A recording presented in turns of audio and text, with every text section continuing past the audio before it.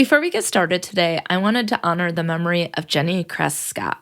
My friend and listener Lucy lost her best friend and her person of 27 years, 13 years ago, and today, February 8th, is Jenny's birthday. This seems like a good time to love on our friends and to love on the very special people that we've lost over the years. On Jenny's birthday, Lucy tries to remember her friend's beautiful spirit by wearing Jenny's favorite color, purple, and by participating in random acts of kindness, because that was Jenny. And Jenny was everything to Lucy. So friends, today and for the next week, if you can rock your favorite purple shirt, scarf, or even pen, do so for Jenny.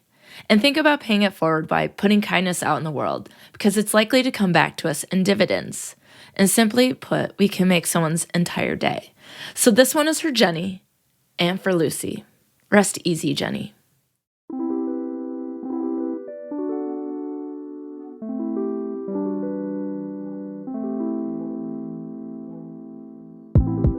You're listening to Best Forevers, a podcast for kindred spirits, a podcast that encourages you to love more on your friends and to further consider the issues that plague friendships. I'm Alysa Lucas, and I'm giving Valentine's Day a little bit of a side eye. It's coming at us hot in the next week, and I gotta say, this can be a great time for love, romance, surprise declarations of affection, and even exciting attention from a crush. However, this is a high-impact holiday, which means this is also a time that, quite frankly, sucks. So today, I'm going to talk about the history of Valentine's Day, the pressure for partners and single folks, and to make room for friendship in this time dominated by romantic love. And I'm not saying that romantic love isn't important, and I'm not saying that every day that's for romantic partners should also be a day for friends. However, I am saying let's think about it from all different angles. And so this episode is going to include romance. It's going to include thinking about the holiday, what the holiday actually means for people, what we get out of it, what we could do for our friends, what we could do for other people, and just think about it either as, well, here's the thing. Just think about it as one day in the calendar, but it's a high-impact day that can mean a lot depending on what you do. So do you know the history behind Valentine's Day? According to History.com, there are a few ideas behind why Valentine's Day exists. The first one is the legend of Saint Valentine, according to this webpage. The Catholic Church recognizes at least 3 different saints named Valentine or Valentinus, all of whom were martyred. One legend contends that Valentine was a priest who served during the 3rd century in Rome, when Emperor Claudius II decided that single men made better soldiers than those with wives and families. He outlawed marriage for young men. Valentine, realizing the injustice of this decree, defied Claudius and continued to perform marriages for young lovers in secret. When Valentine's actions were discovered, Claudius ordered they be put to death. So I feel like this little legend gets at, single people want love too. Single and married folks, they all don't need to go into war unless they want to, right? You choose to be a soldier. It shouldn't matter if you're single or not. But of course, they probably weren't thinking about that then. I think we've evolved. And then we evolved into Pagan Day Festival in February, which is the second idea behind Valentine's Day. Others claim that the Christian church may have decided to place St. Valentine's feast day in the middle of February in an effort to Christianize the pagan celebration of Lupercalia, a fertility festival dedicated to Faunus, the Roman god of agriculture, as well as to the Roman founders Romulus and Remus. To begin the festivals, members of the Luperci, an order of Roman priests, would gather at a sacred cave where the infants Romulus and Remus, the founders of Rome, were believed to have been cared for by a she-wolf or a lupa.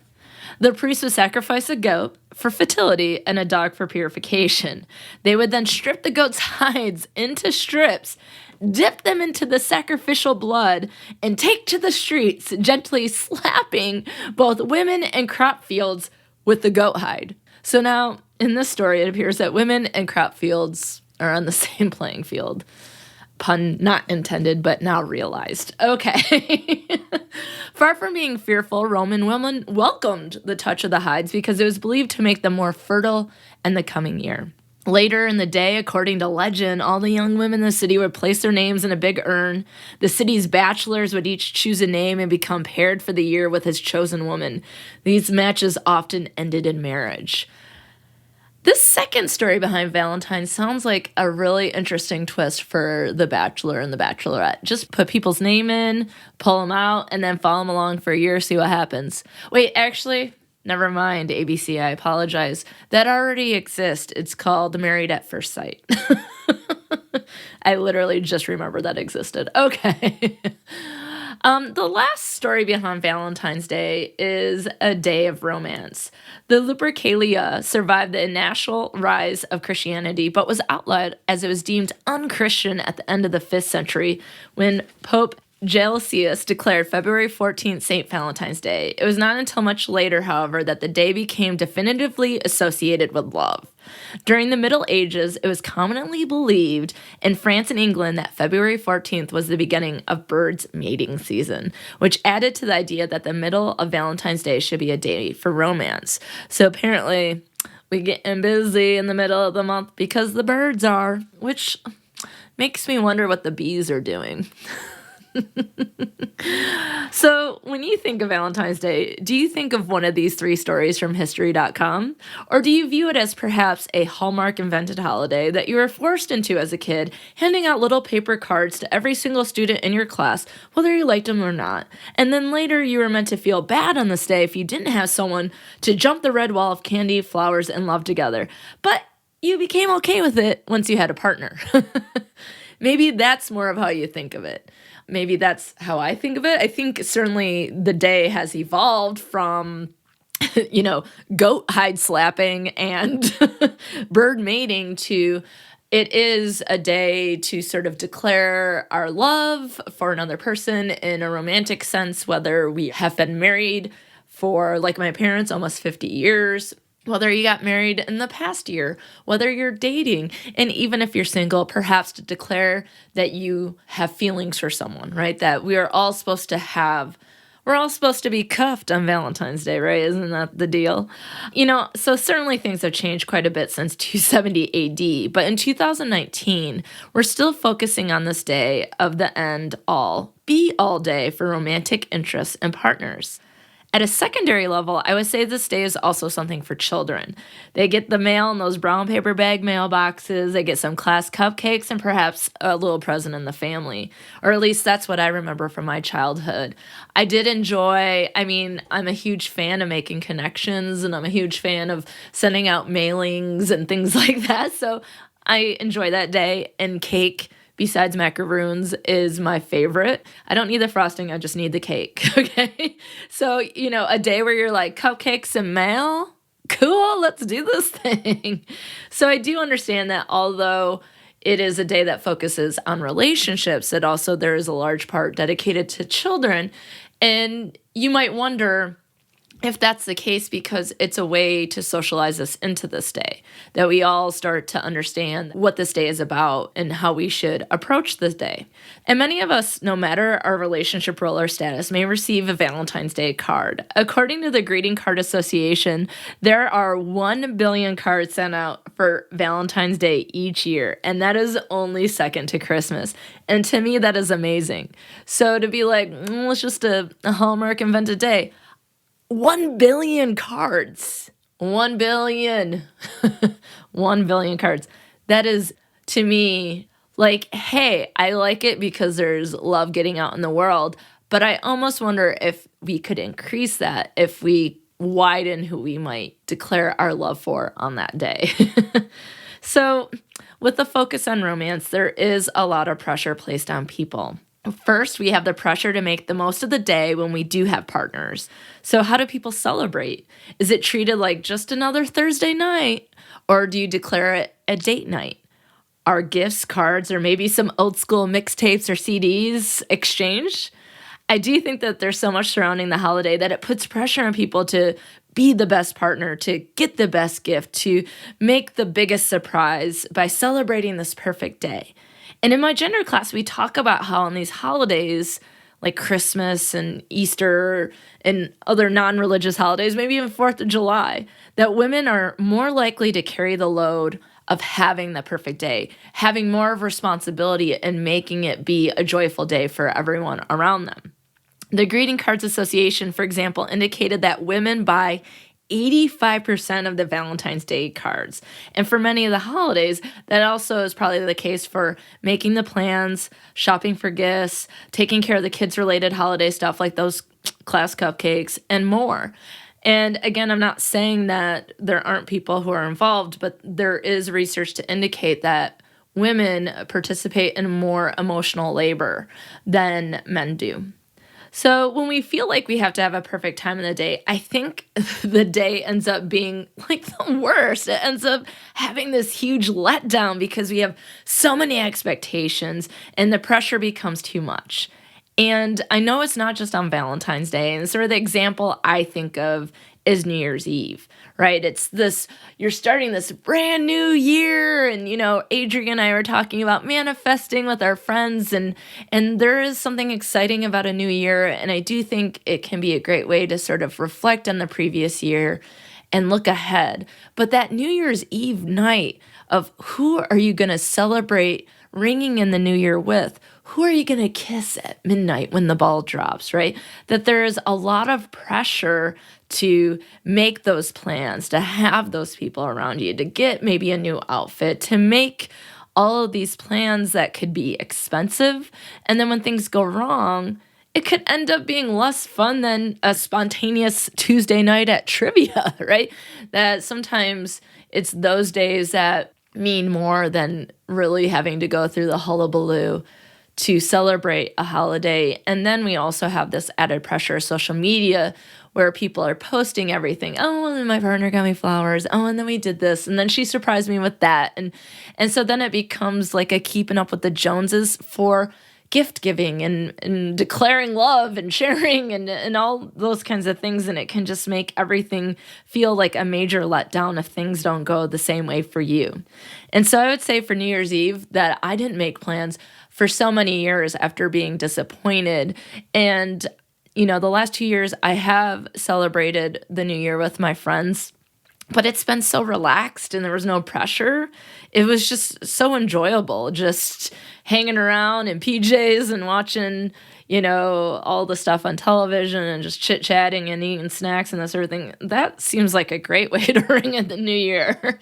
And so maybe it's more about changing our beliefs and expectations about Valentine's Day, which is likely to alleviate those feelings of pressure. And so you might wonder where those feelings of pressure come from. So why now do I not care about celebrating New Year's Eve when I did when I was 19? Maybe there's something with age.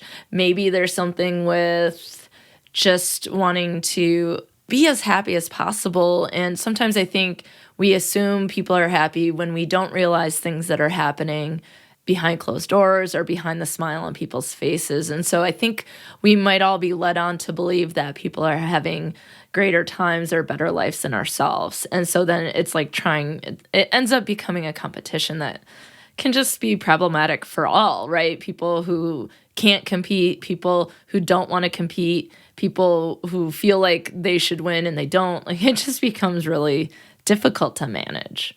I also think there's a lot of pressure to have plans at all with a partner, which starts with if you have a partner, you have to have that partner, right, to make those plans. Because apparently on this day, people are the worst if they don't have a girlfriend, boyfriend, or a date, or someone special, or someone they can call bae on Valentine's Day, right? Our society certainly puts that emphasis that relationships are the primary path of all humans. And when I say relationships, I mean romantic, that it is the primary path, it is the right path, it is the only path. So a day like Valentine's Day can make all the single folks feel lonely, depressed, envious, and so many other array of emotions.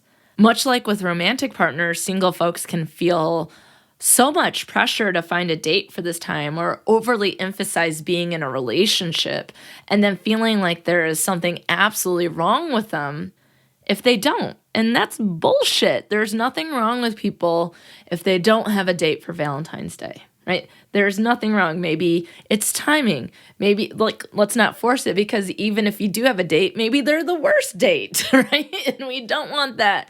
And if you do have bad dates, or your worst dates, then I would definitely tune into the podcast, My Worst Date, because they share lots of stories on there. And it felt just right for that to be the promoted and recommended podcast for this episode. So yeah, definitely check out my worst date. So yeah, sometimes I think if we're emphasizing that, that doesn't mean it's going to end up being enjoyable or what we want or the person we want to be with. And it doesn't mean like, oh, I have a date, that means we're getting married. The marriage bells are ringing, It's like, no. So in some cases, people might be okay going out on a date and it not working out because at least they're trying, they're putting themselves out there, they're risking it and trying to find love, which although that's presented as the only path, the right path, and the primary path, there is something inherently human about being connected with other humans. So there's nothing wrong with wanting to be on that venture of looking for someone to share your life with. There's nothing wrong with that. It does seem like our society is evolving slowly here, though, because I think that a large population of folks are single, and I think that's more. It's a higher number now than it's been in the past. There's a lot of single folks out there in the world, either by choice or because they just haven't found their partner yet.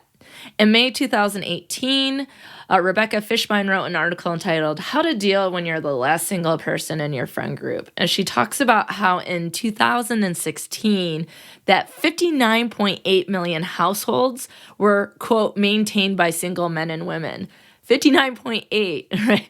That's a lot of single folks out there. And the breakdown for men and women, I think it was more women than men, but it was, I was actually surprised at how close those numbers were.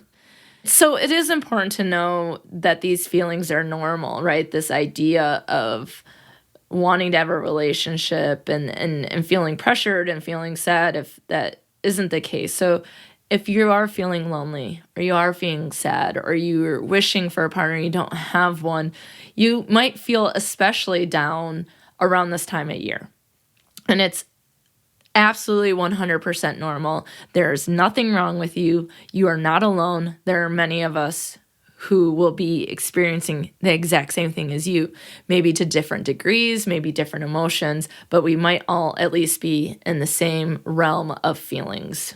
So it's important to know that those feelings are normal. I think it's just a good reminder. And in the Fishbein article, she also talks about that we have feelings of both being excited for a friend who's saying getting married or has a date for Valentine's Day, as well as being envious and sad, especially if there are a few single friends to chat about it with. And again, it's okay to feel this way. So sometimes we can feel torn, like we're excited for our friends because they have a date or they're getting married or they got engaged. But at the same time, you can also feel sad that that's not your path right now, or that's not your state of being right now. There are a lot of people out there looking at partners with envy or feeling left out of what is considered to be a common and expected life experience of relationships. Age, though, may perhaps impact how people view this. For example, younger folks may feel left behind as their friends start pairing off dating. And, I always think about middle school. Is it dating? I mean, your parents are dropping you off at movies. So like, whatever. But in high school, college, that sort of thing. And then as people get older, again, later, when friends start getting married and you're the only single friend left, it can feel like the relationship noose, so to speak, is tightening.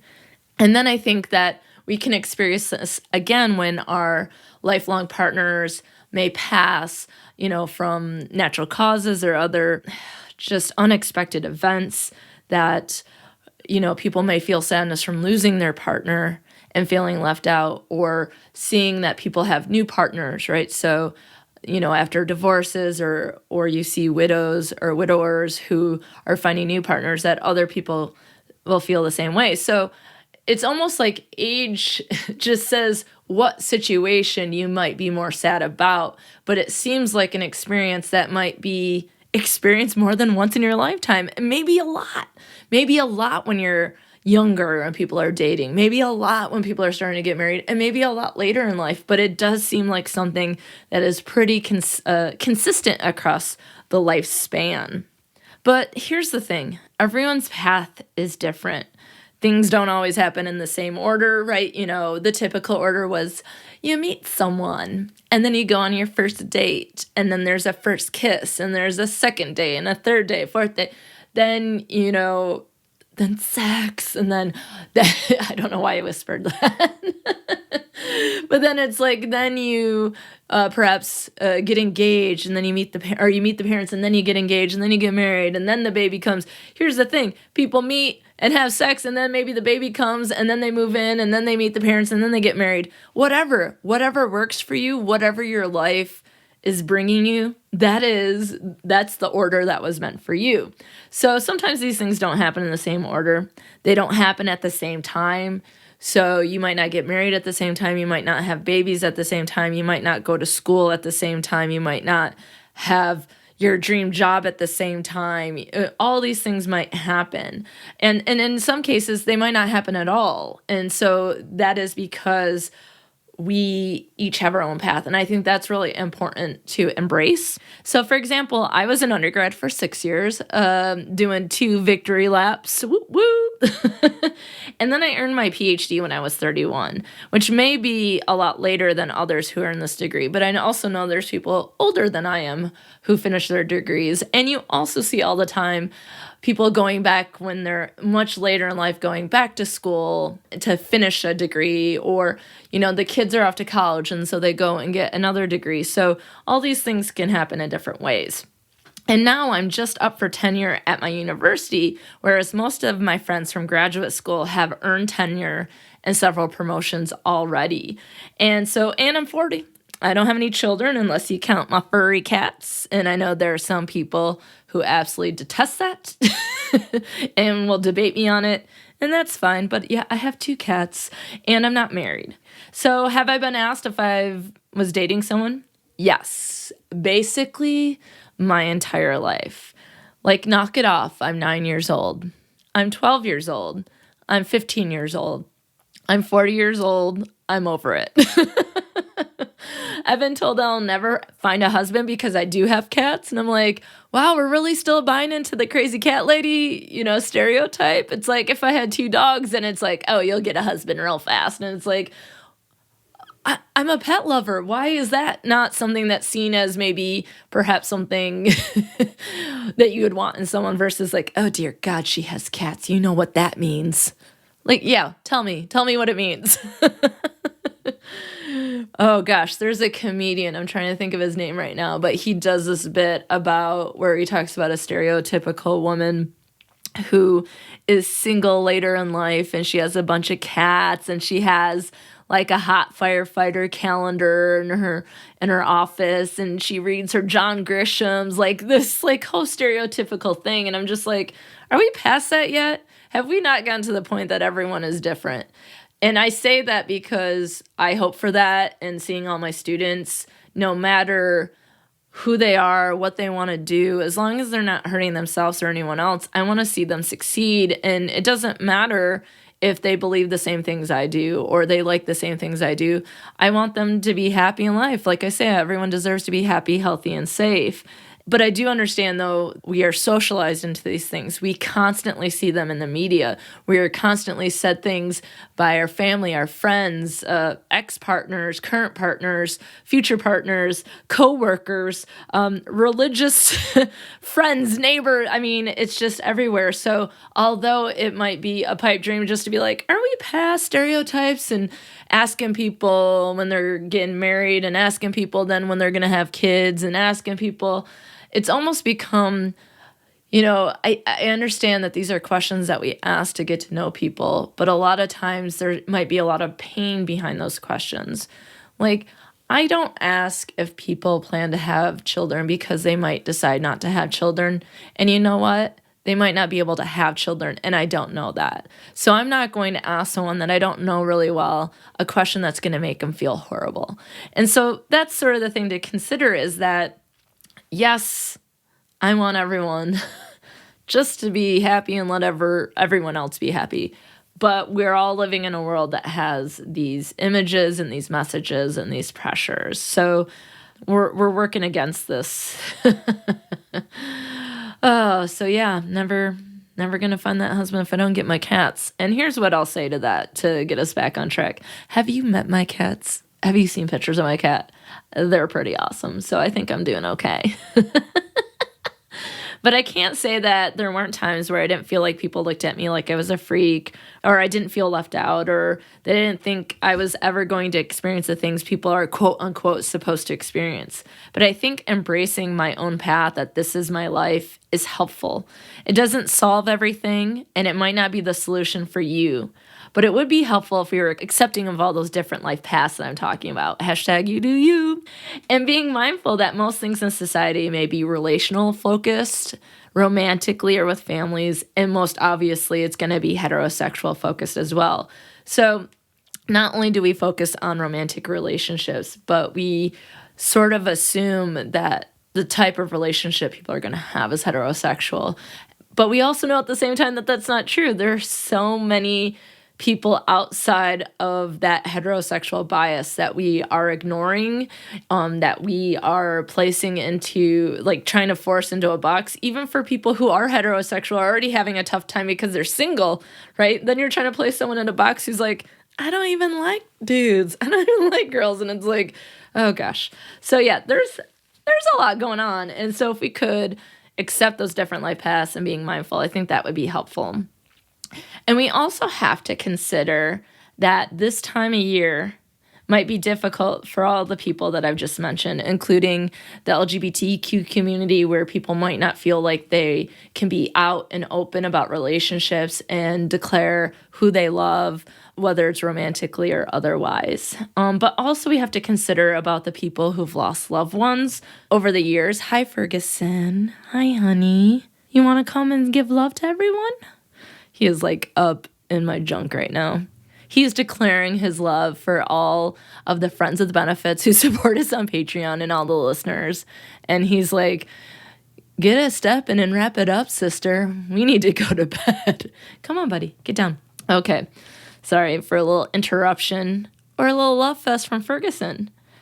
The other thing that we have to consider is that many people have gone through very painful breakups, and these might be fresh and raw, and so Valentine's Day makes it tough. It's what I think of is when people do Mother's Day and Father's Day, and people who've lost their parents or people who are unable to have children and so never felt like they could be called a mother or father, and just how much pain it goes through, and like how much we place value on being able to share these things through social media, and it becomes such a news story. It takes over for the day or for the week, and I can't say that I haven't participated myself, but it's something that I often think about, whether or not I do want to post things or how I might post it so that I can be mindful of those other things. And it's not saying that my friends out there who have gone through a breakup or people who've lost their parents aren't happy for other people. It's just when we place so much emphasis on these things, it becomes even more painful. It disrupts everyone's life for a day or a week or even a month, depending on, like, think about the holidays from, even Halloween through the New Year's, like how exhausting it is and how painful that can be for people who cannot go home or have lost their family. I mean, oh gosh, I feel like this is a real downer, guys. Sorry, I just wanted to get like all my thoughts out there about this holiday and how people experience it. And I know that there's so many people that they have wonderful Valentine's Days and they have wonderful traditions, and I love that for all of them. And I guess I just want the same, whatever people want, to be happy, healthy, and safe and not intrude on other people or hurt themselves or hurt other people. That's what I want. So one of the things that I wanted to do is talk a little bit about, if you are single, what advice is given to sort of approach the day or handle it. And I think that a lot of this is about maybe distraction or finding other ways to take care of yourself while you go through a time when you don't have a partner, or if you've gone through a breakup or, something of that nature. So there are many stories online about ways to approach the holiday, and Darren Shaw in 2018 provided a list called 20 Awesome Things to Do When You're Single on Valentine's Day. And of course, there's 20 of them. I'm not going to go through all of them, but here are some examples. You could have a movie marathon featuring your celebrity crush. If you remember episode 1 with my best friend Kate, this is one of the things we did to bond as friends was to have movie nights. And I recently posted, I found a note card with our list of celebrities that we want to have movie nights for. And Leonardo DiCaprio was on there, River Phoenix, so on and so forth. Another idea is babysitting for a couple that never gets a night out. I think that's a great way to work on relationships with other people. But at the same time, if you think that's going to be too painful, I don't think that this one is a good idea. This one, if you're like, I'm fine, and I know that my sister or my brother-in-law, they just never get a night out, let me help them out, then that's a great way to do it. You could treat yourself by signing up for a single subscription box. And there's so many subscription boxes now. I don't even think it needs to be something for singles. I did do single swag for 2 months and I enjoyed it. It's just an extra cost that I didn't really, I put all my money into the pod. So this is my single subscription box, this microphone I'm talking to right now, to all of you. But yeah, there's a lot of cool things in there. And, there's ones for socks and there's ones for books. There's tea. There's all sorts of things. So you could just get something that you can get in the mail. And I think getting mail is always fun. Now, one of the things is around Christmas, people do Secret Santa, and you could do something like that for Valentine's Day with single friends or just with your friends in general.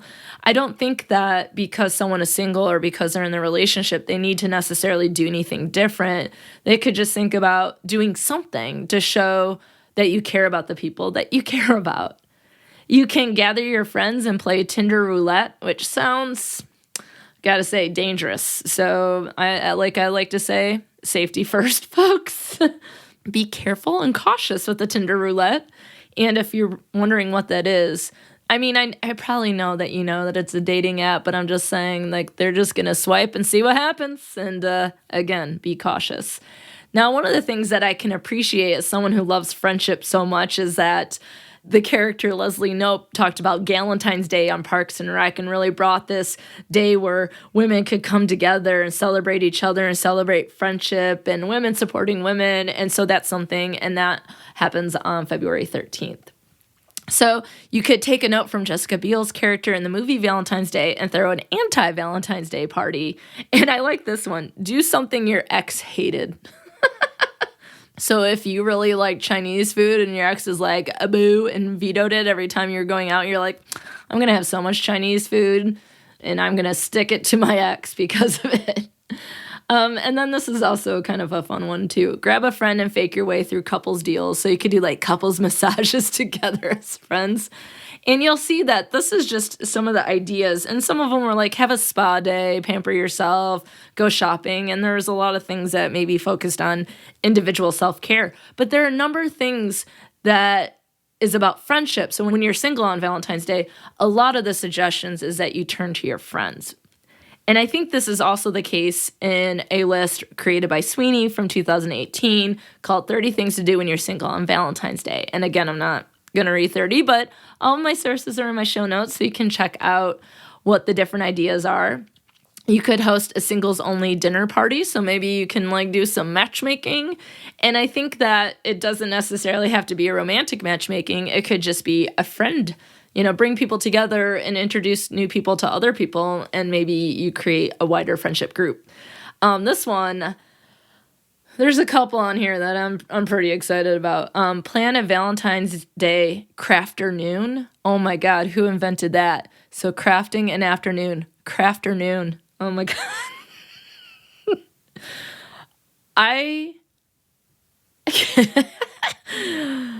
I have lots of things that would be considered crafting. I'm not as crafty as many of my friends, but I do have some things, and part of me just wants to create more things to craft so I can be like, I'm sorry, I'm busy, I'm having a crafternoon. I really want to add this into my vernacular. Okay, so if I start dropping that, you just let me know when it gets annoying, okay? You can just @ me on Twitter, Facebook, or Instagram at Best Forever's Pod. You can plan a date with your best friend. So instead of going on a romantic date, you can just be like, we're doing a friend date. And so when I was in Vegas celebrating the New Year with Tara and her husband, my friend Jason, that we did that one night. Jason stayed home, and we went out and had Italian food, and we drank drinks, the drinks, and we just spent some time together, and it was nice to just catch up. One of the other suggestions I have is staying off social media, which might sort of fuel feelings of envy or sort of like the keeping up with the Joneses. And just even if it's not your friends posting, it's like every single outlet, every single person you follow on Twitter or on Facebook has some sort of angle on Valentine's Day. I mean, heck, I guess I can't really judge. Here I am the week before Valentine's Day doing a Valentine's Day themed podcast episode, which so many people will probably do. Like true crime, it'll be like Valentine's Day murders, right? It's going to be all sorts of things. It's going to be critiquing movies about Valentine's Day. And so I can't say I'm not guilty of that. But I at least hope that I'm coming in from an angle that is slightly different, but maybe I'm not as original as I thought. Some of the other ideas have a Sex and the City marathon, or I think we call that binging now. I'm still watching Gossip Girl, so, and Sex and the City, that might be people's jam. Maybe, Parks and Rec is people's jam. Maybe it's The Walking Dead. Maybe it's the Ted Bundy tapes. Maybe it's enter any true crime documentary that's on Netflix. I mean, whatever you want to do. They say you can send a heartfelt text, so this might be a nice way, especially, I don't think this applies necessarily if you're single. If you want to wish someone a happy Valentine's Day, just send them a text. Be like, happy heart day to you, know that I heart you. You could get out of town with a friend, and I added this one because I thought it was interesting, drink champagne. Which, yeah, if you're in a celebratory mood, that sounds great. But I also think that if you're drinking a lot, that there could be other things that we can do to numb sort of being lonely or depressed and sad. So it just, again, safety first. I wouldn't necessarily combine some of these, like the Tinder roulette with champagne. Maybe that's not a good idea.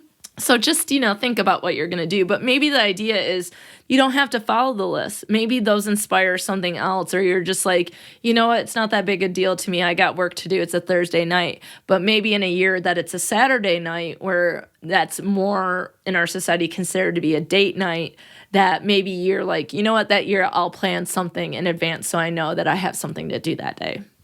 But I can't help but think that these lists it's a double-edged sword. You can make people feel better by giving folks ideas on how to make it through the time, but I think it also continues to perpetuate the ideas of singles versus non-singles. So it's like, well, non-single people are going to be living it up with their heart-shaped pizza and their chocolate heart molten cake or whatever the heck people eat on Valentine's Day with lots of strawberries and whatever the case, right?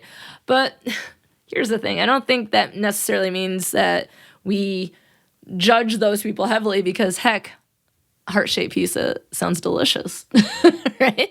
I mean, I'll eat chocolate cake with strawberries or whatever. But I also think that doesn't mean single folks should be pitied. They should be respected in the same way that partner folks are respected. So we should all be respected at the same level. And we may consider the importance of friendship for these groups. So this is where I start to turn more specifically into friendship. I think you can see that a lot of times the solution for single people is to focus on friends, right? And that for romantic folks, it's to focus on your relationship. And so I think there's a lot of time that single people might be pitied, or that partners might be like, oh, they might be pitied too. And a lot of times you might find that married folks might be like, I wish I could have a night that I was single just to have quiet time and be able to be in the bathroom without the children and all the dogs and everyone wondering where something is, just want to have that night alone, right? And that single folks might be like, oh, it must be nice to have all those people in the bathroom with you. Who knows? So in a December 2018 article for Psychology Today, Bella DePaulo talks about a study done about emotional connection. In the study, they found, quote, that older people, whether partnered or unpartnered, often look to people other than romantic partners for support. For the single people, though, that support is more strongly connected to their emotional well-being than it is for married or cohabitating people. Single people, it seems, get more emotional rewards out of their friendships than coupled people do, end quote. So the study found that everyone gets benefits from friendship. Everyone gets benefits from emotional connection, but that single folks have more of those emotional connections and benefits from friends than romantic partners do. And it might be because they primarily use their romantic partner for that, but overall, it didn't matter. Other people do seek out other people for support. So we don't have to be singles versus non-singles. We're probably all people who want to be connected to other people, and that we have friends whether or not we're in a romantic relationship. Or it might be healthy to do so because you do have more people to turn to, that there are more benefits, that you can see the people you want to see and be in the relationships you want to be. The article continues and says that something else was connected to the emotional well-being of the single people, and only the single people: the number of people in their social networks. For the participants without romantic partners, the more people they could confide in, the happier, more emotionally healthy, less lonely, and less depressed they felt. For the coupled participants, however, the number of people in their social networks just didn't matter. There was no relationship whatsoever between the size of their network and their emotional well-being. So what that's saying is, according to the study, they found that single people, it was really important for their well-being to have a larger network. And it's important to keep in mind, and they sort of note this in the article too, which I think is really responsible of them, is to indicate that this is not causal research. So you can't say that single people have to have more people to have a better well-being. Maybe it's more correlational. It's more about related. So what that means is that single people might have larger networks, but it might be that people with larger networks already have high emotional well-being, right? And that makes them more confident to make more friends. So I think that's important to note. And that having a larger social network does not work for everyone. Some people are more about quality over quantity. Some people want to have as many friends as possible. It's what works for you, but keep in mind that for single people, having friends is connected to emotional well-being. And I think that's important for single folks to know, and that's important for non-single folks to know, because I think that says that your friends might need you for emotional connection, whether you're in a relationship or not. And so it's when you are in a relationship, it's not forgetting about your friends, but also for the single folks, don't forget about your married friends either. So how do friends fit in on this day of love and affection?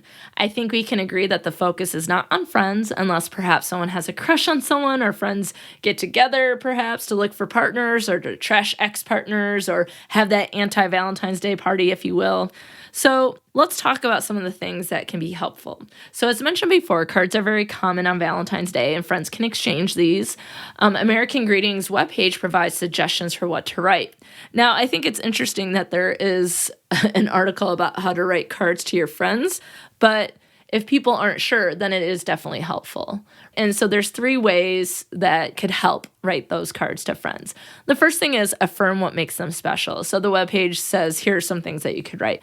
Quote, we've got all the love we need.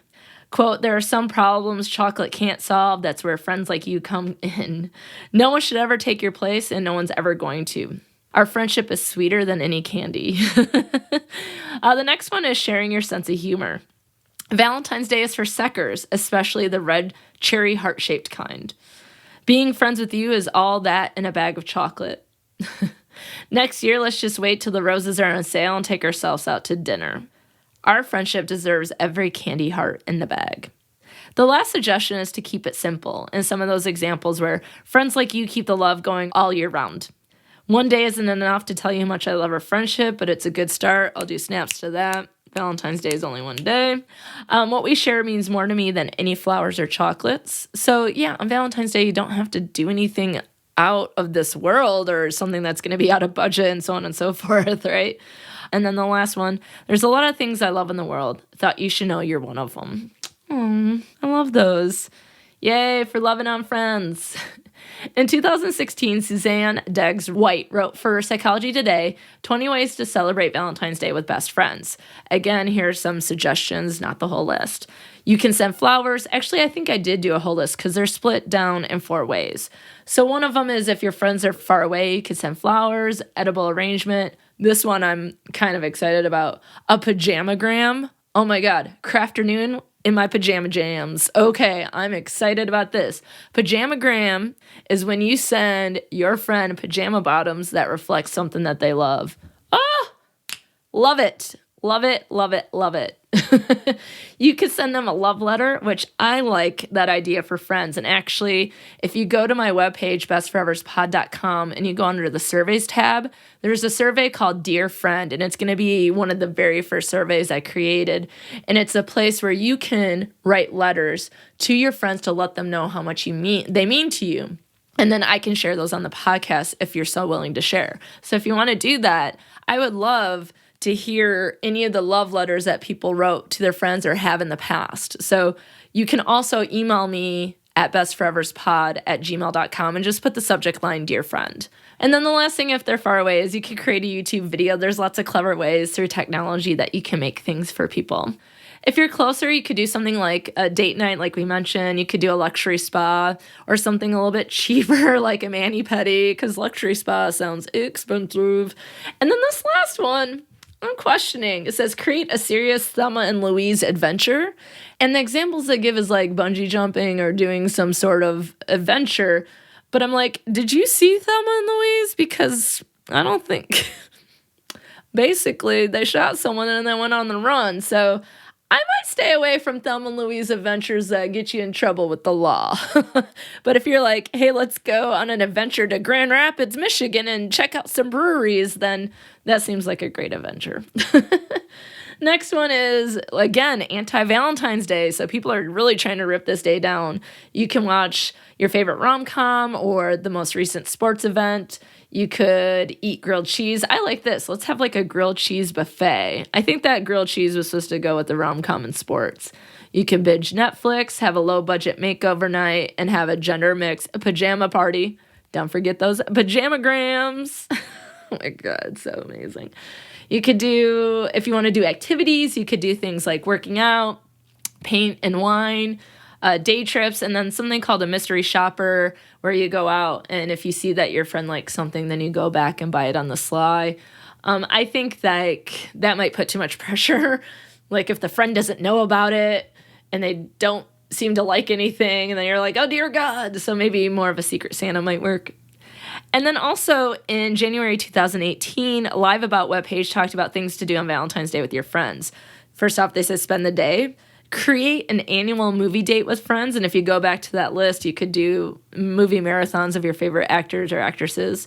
This one's really great, give back on Valentine's Day. So you can volunteer together and give back to people who might not have these sorts of worries or concerns that they have other major worries like where their next meal is going to come from or whatever the case is. You can have a craft night or a crafternoon, if you will. You can host a dinner party, have a pampering Valentine's Day, and then, although we talked a little bit about this, that it can just be overwhelming, but you can send someone something through social media, posting on their page, etc. So you can see that these posts overlap with the single list, and it still, I gotta say, seems to focus on women with only a few mixed gendered or neutral activities like a dinner party. So to me, there's a lot of attention on women in this holiday, which might be aligned with trends in socialization and expectations that women should be more into relationships, whether romantic or friendship-based, than men. It seems more appropriate, especially given the benefits of friendship, that everyone should be involved, but it just seems like overall friendship is neglected. We're focusing more on romantic relationships, and if we are focusing on friendships, it's Valentine's Day, it's having pampering sessions. Not saying that men don't like it, but overall, if you think about all the things I just listed, it does seem to focus more on women. The images are women on all these posts. Are there things that we can do to encourage men's friendships around this time? Because right now it's like women's friendships are neglected, but friendships among men, according to these lists, seem non-existent, which they mentioned watching sports, but maybe there's some other things where we can really focus on that. Because what I think it says is that women are more concerned about Valentine's Day than men are. And that goes back to emotional labor. It might go back to that relationships are all the women's work, and that women might have to be more concerned about finding a man than a man does to find a woman, right? And again, you can see the heterosexual bias. So I'm hoping that what I'm calling my side eye on Valentine's Day, that we can be mindful and thoughtful about this holiday, all the expectations and struggles people experience, and how we can make it more joyful for everyone. And it's not something that makes people feel bad. For example, you may be single and celebrate your Valentine's Day with others, or maybe you're in a relationship and not only celebrate it with your partner, but you do so with your friends as well. Doesn't mean you have to have some huge party or you have to have all these dates, but maybe it's you have a date with your partner, but you went to lunch with your friends or you sent them a card. There's other things we can do, but there's such a focus on romance that we're forgetting about our friends and how they might be feeling during this time where they might have just gone through a breakup, lost someone, feeling lonely, and so much more. Sometimes I think we forget our single friends, and sometimes I think single friends forget their non-single friends, and maybe we shouldn't. Forgetting someone or assuming they might not even appreciate a simple text may not help in the overall growth of the relationship. But as I say often, and I've already said at least once in this episode, Valentine's Day is just one day of the year that can disrupt so much. It's high impact. If we care about our friends, we need to tell them that, and we need to do it often. That is what confirms friendships, maintains friendships, builds trust in friendship, and is friendship. Valentine's Day may be romantically focused, especially if you look at the history I gave you at the beginning. But you know what? I love my friends too. I've loved friendship my entire life. I always say I came out looking for my friends walking out of my mom's womb. And maybe, just maybe, I focused on friendship more because of my single status. And maybe I do rely more on my friends for emotional connection. But I'm not the only one. And as Deggs White said in her article, love is love, right? And as Lin-Manuel Miranda said, love is love is love is love is love is love is love is love. We love our family. We love our friends. We love our romantic partners. Love should be the focus and not a one and only specific kind of love. And so as you go forward through this season of quote unquote romantic love, think about what you can do for your partners. Think about what you can do for your families. And then with the focus of this podcast, think of what you can do for your friends. Gave you some ideas. You might have other ideas, and maybe your entire idea is to be like, I don't care. Well, and good for you. And maybe that's the way to go. But maybe if you don't care, maybe still check in on friends who do care or a romantic partner who does care. And just think about love is love is love. And you know what I've done? This will be the last thing because this wasn't planned, but I would get kind of irritated of how much focus there is on romantic love because I don't like being pressured into being like, this is the way you have to be. I think that's unfair considering how different everyone is and how different life is experienced and the different things that happen to us in life. And so my way of rebelling was that on Valentine's Day, I would send care packages to my parents and my brothers and my friends, and I would send them the things that I loved the most. And it would be candy and movies. And it wasn't just like, I'm going to give you things that I love. It was, I'm going to send you a movie because I love movies, but I'm going to pick out a movie I think you would like. And then I would put in other goodies like candy and so on and so forth. So there's lots of different ways that we can say that we love people, whether they're your parents, your siblings, your partner, or your friends. Let's just be mindful of it all. So until next time, my Valentines, remember it's just one day a year, and don't forget about your friends, because without our friends, who would we be? Thanks for listening to Best Forevers. If you like what you hear, be sure to subscribe, rate, review, and of course, share with a friend. Please be sure to follow Best Forevers on Facebook, Twitter, and Instagram at Best Forevers Pod, and I'm at Dr. Alysa Lucas on Twitter. You can always find the podcast webpage for more information at bestforeverspod.com and share your stories of friendship by emailing me at bestforeverspod@gmail.com.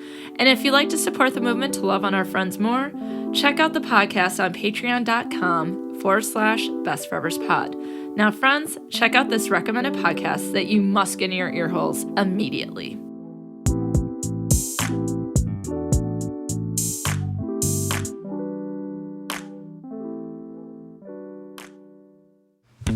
Hi, I'm Keegan. And I'm Cassie. And I'm Christina. Have you ever had a guy you're dating try and pick up your brother? Have you ever been on a date where a guy showed up wearing the exact same outfit as you? Have you ever been on a date where the guy sniffs you as a greeting? If so, this just might be the podcast for you. Tune in to My Worst Date. Because let's face it, misery loves company.